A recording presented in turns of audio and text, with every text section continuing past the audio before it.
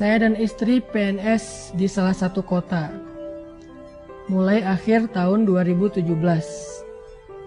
Saat ini saya dalam proses digugat cerai oleh istri saya. Dengan alasan saya suka ngamuk, suka menyalahkan, suka menyudutkan istri. Padahal karena anak kami yang autis, umur 7 tahun, dan belum bisa bicara. Jadi menurut suaminya ini, istrinya menggugat cerai dengan alasan suaminya suka marah-marah. Padahal alasan lebih tepatnya nggak sanggup ngurus anak. Sehingga jangankan bertengkar, ngobrol lama aja sama istri jarang. Karena biasanya setelah pulang dari kantor, anak kami sangat nempel sama ibunya. Hal ini karena dari anak lahir sampai umur 5 tahun saya masih bekerja di luar kota. Pulang kadang 1 bulan sekali atau seminggu sekali ketika akhir pekan. Lebaran pun saya tidak bisa pulang lama karena saya bekerja sebagai salah satu petugas di pelabuhan. Sekarang saya hanya bisa bertemu anak saya 1 minggu sekali, pintu pagar selalu digembok. Istri diajak bertemu juga tidak mau. Selalu sengaja menghindar kalau waktunya saya berkunjung. Chat di WA juga hanya direspon kalau hanya terkait dengan kebutuhan anak kami. Ustadz, bagaimana saya melanjutkan hubungan saya ini? Teman-teman yang dirahmati Allah Subhanahu wa Ta'ala, dulu di masa tabi'in itu ada sebuah cerita. Seorang laki-laki namanya Abdullah Al-Quraisy. Abdullah Al-Quraisy ini adalah seorang suami, seorang laki-laki yang punya istri sangat pemarah. Dia punya pasangan sangat pemarah. Setiap hari kerjanya marah-marah. Kalau istrinya nggak marah, berarti istrinya lagi sakit parah. Karena normalnya dia selalu marah-marah. Suaminya itu dimarahin, dijelek-jelekin, dihina, dicela di depan orang banyak, bahkan sesekali disakiti secara fisik dengan dipukul atau dilempari dengan barang-barang tertentu. Pokoknya Abdullah Al-Quraisy ini punya seorang istri yang durhaka, yang akhlaknya tuh jelek banget. Bertahun-tahun Abdullah Al-Quraisy ini sabar. Dia nggak pernah ngeluh, dia nggak pernah membalas, apalagi sampai menceraikan istrinya. Dia nggak tega banget. Dia kasihan sama istrinya. Walaupun dia sedih, dia kecewa, dia sakit hati, tapi dia nggak tega. Dia kasihan. Dia hanya ngebayangin kalau diceraikan istrinya ini gimana nanti, siapa yang menafkahi. Dan adakah laki-laki yang mau memiliki istri kayak gini? Makanya dia nggak tega untuk menceraikan. Bertahun-tahun dia sabar. Sampai satu hari dia udah nggak tahan lagi, karena mungkin ini puncaknya. Mungkin ini istrinya kali ini marahnya luar biasa. Sampai akhirnya Abdullah Al-Quraisy udah gak tahan dengan istrinya. Dia pun pergi dari rumah. Dia pergi dari rumah untuk menenangkan diri dan menguatkan hati untuk memutuskan apakah bertahan atau menceraikan istrinya.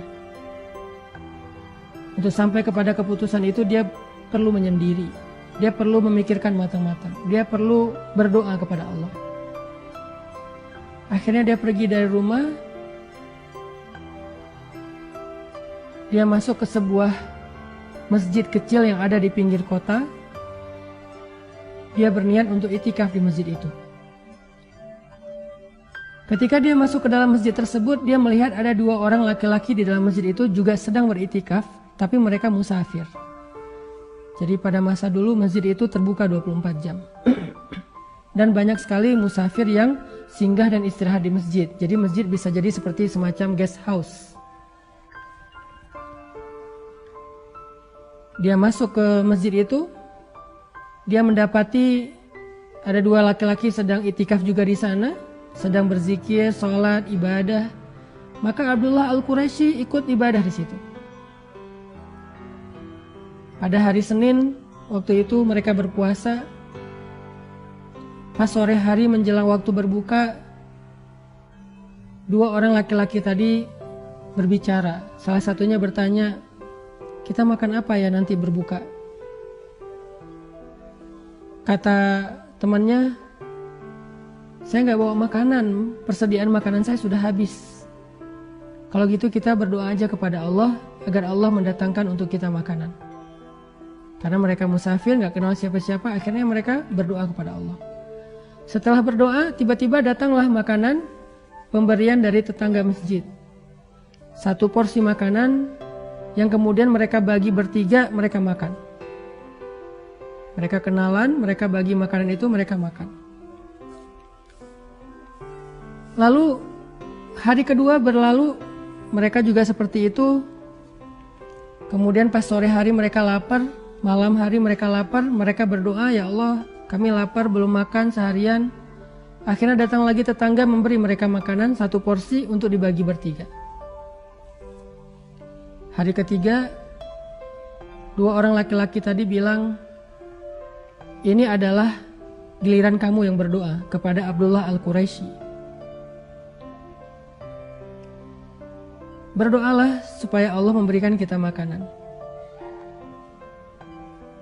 Di malam hari, ketika mereka udah lapar banget, Abdullah Al-Quraisy berdoa, ya Allah, beri saya makanan, beri kami makanan. Sehingga akhirnya setelah Abdullah Al-Quraisy berdoa, tiba-tiba banyak orang datang ke masjid memberi makanan. 1 persatu datang, ini makanan untuk kalian. Datang orang kedua, orang ketiga, orang keempat, terus datang memberi mereka makanan sampai akhirnya makanannya berlimpah. 2 laki-laki yang pertama tadi kaget, loh, banyak sekali makanan.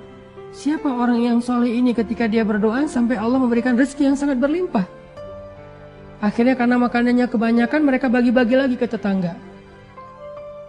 Di malam hari, ketika mereka keesokan hari ketika mereka udah selesai sholat subuh, mereka bertanya kepada Abdullah Al-Quraisy, ya Fulan,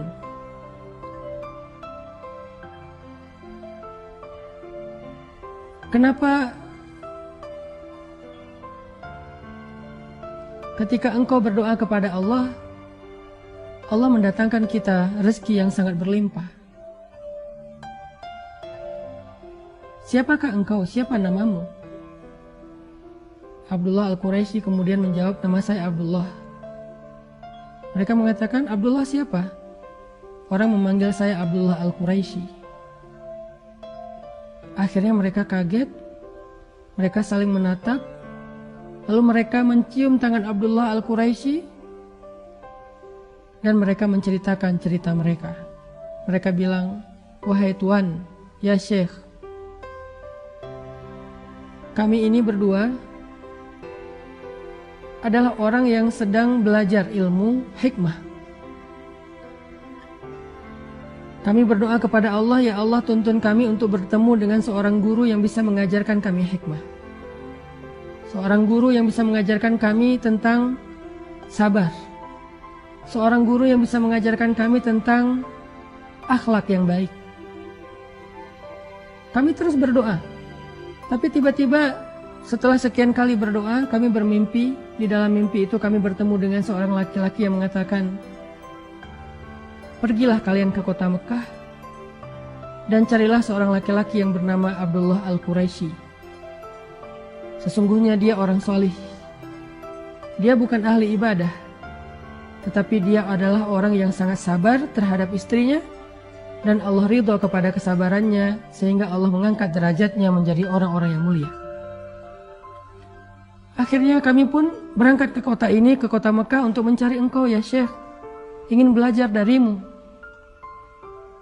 Mimpi saya dengan mimpi saudara saya ini sama, kami disuruh untuk belajar kepada seorang laki-laki bernama Abdullah Al-Quraisy yang disebut sebagai seorang laki-laki penyabar terhadap istrinya. Apakah Anda yang dimaksud dalam mimpi kami? Abdullah Al-Quraisy kemudian menangis. Dia merasa bahwa dia mendapatkan jawaban yang dia cari. Ketika dia hampir berputus asa terhadap istrinya, dia mendapatkan jawaban yang dia cari. Sehingga dia pulang ke rumahnya dalam keadaan gembira, dalam keadaan semangat. Dia pulang ke rumahnya mencari istrinya. Ya fulana, ya zaujati, di mana istriku, di mana istriku? Dia mencari istrinya. Setelah beberapa hari dia tinggalkan, Ketika dia datang ke rumah, sampai di rumahnya dia melihat banyak orang berkerumun di rumahnya. Dia masuk ke dalam rumahnya, dia bertanya di mana istri saya, semua orang diam. Ketika dia sampai di dalam rumahnya, dia melihat istrinya sudah wafat. Menangis Abdullah Al-Quraisy mengetahui istrinya sudah wafat. Padahal tadi dia meninggalkan istrinya karena udah gak kuat dengan omelan istrinya. Hampir berputus asa dan ingin menceraikan istrinya. Tetapi setelah dia tahu hikmah dari kesabarannya, dia merasa beruntung punya istri yang suka ngomel, istri yang pemarah. Tetapi setelah dia sampai di rumah, dia baru tahu ternyata istrinya sudah wafat. Apa hikmah dari cerita ini, teman-teman? Hikmah dari cerita ini adalah kadang kita melihat pasangan kita yang penuh dengan kekurangan itu sebagai sebuah musibah. Kadang kita melihat anak kita yang punya masalah, kekurangan seperti di sini tadi ada kasus anaknya autis dan seterusnya, itu sebagai sebuah musibah. Sehingga kita mengeluhkan apa yang sudah Allah titipkan kepada kita. Mengeluhkan pasangan, mengeluhkan anak, mengeluhkan mertua, mengeluhkan orang tua, mengeluhkan keluarga. Dengan segala bentuk keluh kesah kita dan segala kekurangan-kekurangan yang membebani kita. Tapi kita nggak pernah tahu. Karena bisa jadi justru Allah Subhanahu wa Ta'ala mendatangkan kepada kita selama ini banyak kebaikan justru lewat kesabaran kita terhadap keluarga kita. Kita nggak pernah tahu. Bisa jadi selama ini karir kita itu bagus karena Allah melihat kesabaran kita di rumah. Kita nggak pernah tahu. Bisa jadi bisnis kita selama ini berkembang dan memberikan hasil yang luar biasa, itu karena Allah ingin memberikan kita balasan atas kesabaran kita selama kita di rumah tangga. Kita nggak pernah tahu. Bisa jadi kita sukses itu sebagai balasan dari Allah karena kesabaran kita di rumah. Kita nggak pernah tahu.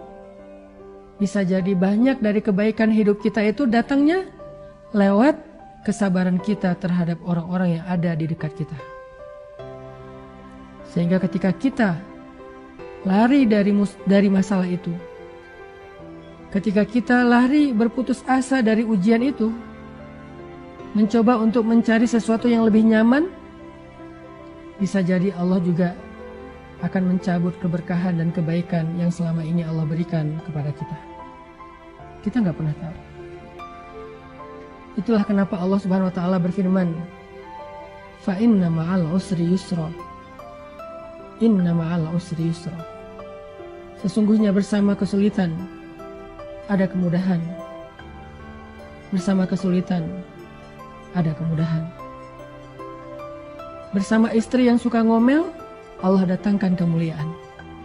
Bersama seorang anak yang punya kebutuhan khusus, Allah datangkan rezeki. Bersama suami yang pemarah, Allah datangkan kemuliaan. Seperti Allah memuliakan Asiyah karena suaminya.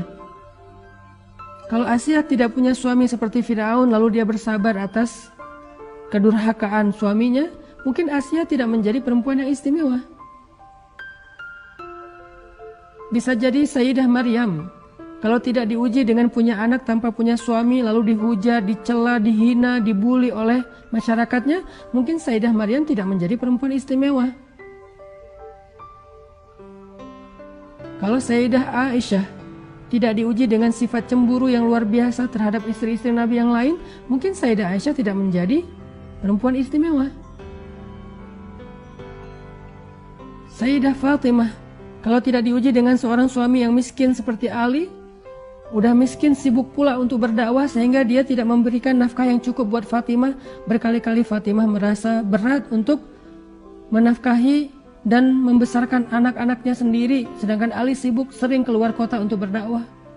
Mungkin Fatimah tidak akan menjadi perempuan istimewa.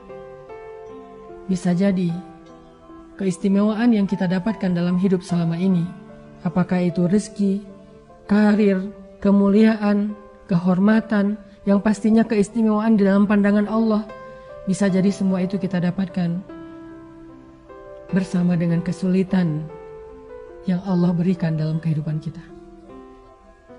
Bisa jadi semua kebaikan hidup yang selama ini kita rasakan datangnya melalui ujian-ujian yang selama ini kita rasakan. Fa inna ma'al usri yusra. Inna ma'al usri yusra. Makanya belajar dari Abdullah Al-Quraisy, bersabarlah terhadap pasangan kita. Teruslah meminta kepada Allah agar Allah memberinya petunjuk, agar Allah memberinya hidayah. Bersabarlah terhadap anak kita. Jangan berputus asa, karena Allah yang maha menyembuhkan, Allah yang maha memberikan petunjuk, Allah yang maha mengubah segala sesuatu. Kun fayakun. Jangan berputus asa. Lihatlah di sekeliling kita. Bukankah nikmat yang Allah berikan kepada kita lebih besar daripada ujian? Sehingga ketika Nabi merasa sedih karena kehilangan putra kesayangannya, Allah Subhanahu wa ta'ala berfirman, Inna a'tainakal kautsar. Al-Kautsar, nikmat yang sangat banyak. Allah ingin kepada Nabi, Allah ingin Nabi itu melihat nikmat yang ada di sekitar beliau, dalam kehidupan beliau jauh lebih besar, lebih banyak daripada ujian yang Allah berikan kepada beliau. Dan nikmat yang paling besar yang Allah berikan kepada beliau adalah nikmat risalah, nikmat kenabian, nikmat dijamin masuk surga, nikmat menjadi kekasih Allah satu-satunya di antara manusia yang disandingkan namanya dengan nama Allah, Al-Kautsar.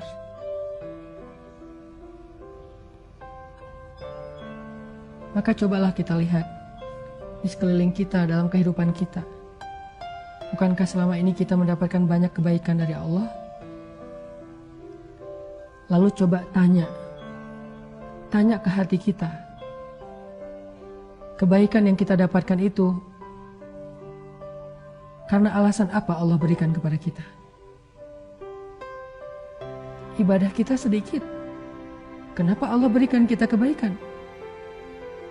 Dosa-dosa kita banyak, dosa-dosa kita di masa lalu berlimpah, kenapa Allah masih kasih kita kebaikan? Apa alasan Allah ngasih kita kebaikan selama ini dalam hidup? Coba kita tanya. Bisa jadi jawabannya, alasan Allah memberikan kita kebaikan selama ini dalam hidup adalah karena kita masih bersabar menghadapi ujian-ujian kehidupan.